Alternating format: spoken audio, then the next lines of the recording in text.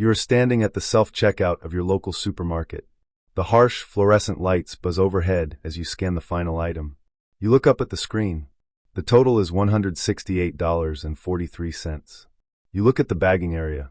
There is no luxury here. There's ground beef, a carton of eggs, milk, some produce, bread, and a multi-pack of paper towels. You haven't bought a steak in months. You didn't sneak an expensive bottle of wine into the cart.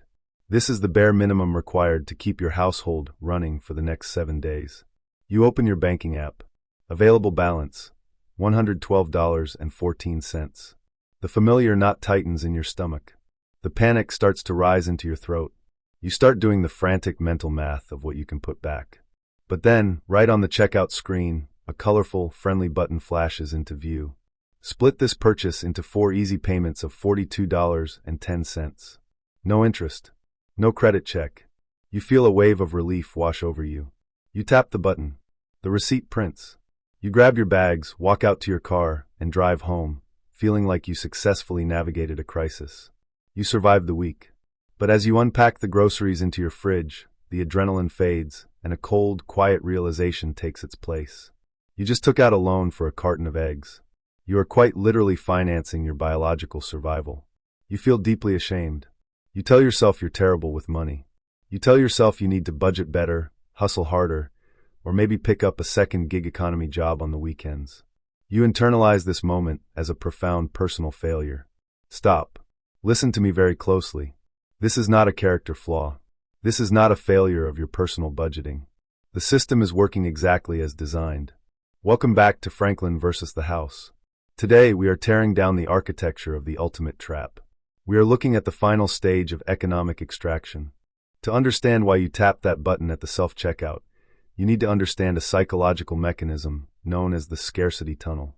Behavioral economists have spent decades studying what happens to the human brain under severe financial stress. When you are constantly worrying about money, when your rent is going up, your wages are stagnant, and your utility bill is twice what it was 3 years ago, your cognitive bandwidth fundamentally collapses. Studies show that operating under acute financial scarcity drops your effective IQ by 13 points. That is the cognitive equivalent of losing a full night of sleep or being legally intoxicated.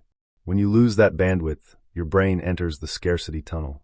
Inside this tunnel, your peripheral vision disappears. You can no longer engage in long-term strategic planning. You cannot calculate the annualized impact of microdebt. Your brain becomes fiercely, obsessively focused on one thing: surviving the immediate threat in front of you. I need to feed my family today. That is the only thought that matters inside the tunnel. Now ask yourself, do you think the trillion-dollar financial institutions and retail monopolies don't know about the scarcity tunnel?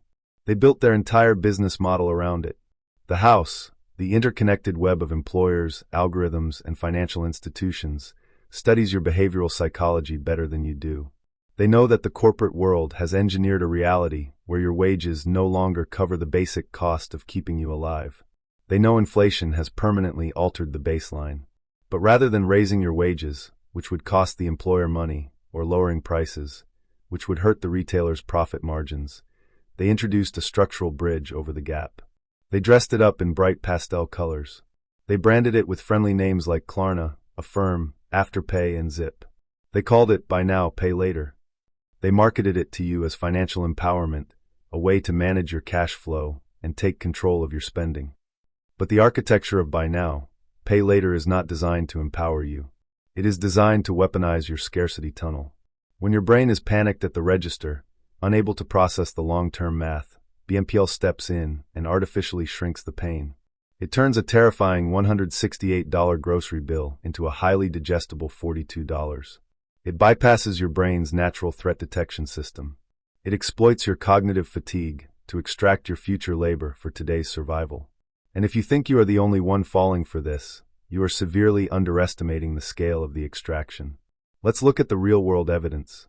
According to 2025 and early 2026 data from LendingTree and the Federal Reserve, a staggering 25% of all Buy Now, Pay Later users are now using these apps to purchase groceries. That is 1 in 4 users. That number is up from 14% just a year prior. And among Generation Z, a full 33% are using installment loans just to buy food. We are no longer talking about financing a flat-screen television, a designer jacket, or a luxury vacation. We are talking about financing bread, milk, and diapers. The trap is springing shut across the entire working class. More than 60% of BNPL borrowers are juggling multiple active loans at the same time. You owe $42 to one app on Tuesday, $30 to another on Thursday, and $55 to a third app on Friday. You are building a fragile house of cards out of micro-debts, all functioning on different payment schedules, deliberately designed to be impossible to track once you have more than three. And because of this deliberate structural confusion, 41% of users have made a late payment in the past year. That right there is the golden metric. That is the quiet part they don't say out loud. Who actually wins when you finance your groceries? It's time to expose the villain. It's time to look at how the house is monetizing your survival. When groceries become unaffordable, basic economic theory states that the system should course correct. Consumers should stop buying, demand should fall, and corporations should be forced to lower their artificially inflated price-gouged margins. But by now, pay later is a synthetic shock absorber for the corporate economy. It prevents the system from correcting. It allows grocery conglomerates to keep prices ruthlessly high because the financial tech companies are providing you with the artificial liquidity to absorb the abuse. You are acting as the buffer. You are subsidizing corporate greed with your own future paycheck. And the BNPL companies? They are operating the most brilliant extraction scheme of the decade. They claim they don't charge interest. They frame themselves as the ethical alternative to credit cards. But they are making billions off merchant fees, and more importantly, they are harvesting a fortune in late fees. They know that if you need a loan for a carton of eggs today, you are highly likely to lack the funds when the fourth installment automatically drafts from your checking account 6 weeks from now. When that automatic draft hits an empty account, they hit you with a late fee. Your bank hits you with a $35 overdraft fee. Suddenly, that $168 grocery run costs you $240. They are literally penalizing you for being poor and categorizing it as revenue. They are strip mining the last remaining dollars from the middle and lower classes. This is the final extraction stage. When they have taken your time, your energy, and your surplus income, they come for your basic biological necessity to eat. So, how do you fight back? If you are waiting for a standard YouTube finance guru to tell you to budget better or skip your morning coffee, you are in the wrong place. Willpower is absolutely useless when you are trapped inside the scarcity tunnel.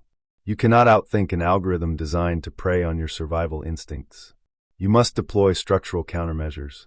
You must alter your environment so the house can no longer play its game. Rule number 1, burn the bridge to the tunnel.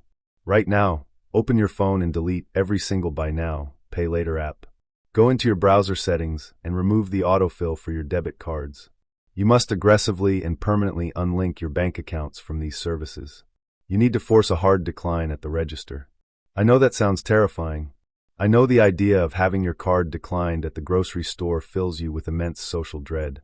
But a hard decline is a structural reality check. It forces you to confront the baseline math of your existence, rather than delaying the pain into a future you cannot afford. When you remove the artificial liquidity, you force yourself to adapt in reality, whether that means utilizing local food pantries, which exist exactly for this reason, or drastically restructuring your baseline expenses. There is zero shame in a food bank. There is only shame in letting a tech company profit off your hunger. Rule number 2, introduce the friction defense. The house wants your checkout process to be seamless. They want it to take one click, one tap, 1 millisecond of thought. You must violently introduce friction back into your spending. If you struggle with the scarcity tunnel at the grocery store, you must stop using digital payments entirely for food. Use physical cash. When you physically hand over a $100 bill and watch it leave your hand, your brain registers the biological pain of the transaction. You cannot finance a $100 bill. It creates a hard, unbreachable wall that the algorithm cannot cross. Rule number 3, stop internalizing systemic extraction as personal shame. The guilt you feel when you can't afford groceries is exactly what keeps you isolated, quiet, and compliant. The house wants you to feel embarrassed. Because if you are embarrassed, you won't talk to your coworkers about your stagnant wages. If you are ashamed, you won't demand better from your employer. You will just quietly download another app, tap another button, and take on another microloan in the dark. Refuse the shame. Acknowledge the architecture. You are operating in an economy that has systematically decoupled the value of your labor from the cost of your survival. You are fighting against a machine that calculates exactly how much pressure it can apply before you break. The house wants you hungry, tired, and making 4 easy payments until the day you die. Stop playing their game. Build your friction. Guard your baseline. Because the system is working exactly as designed. But you don't have to be the one who pays for it.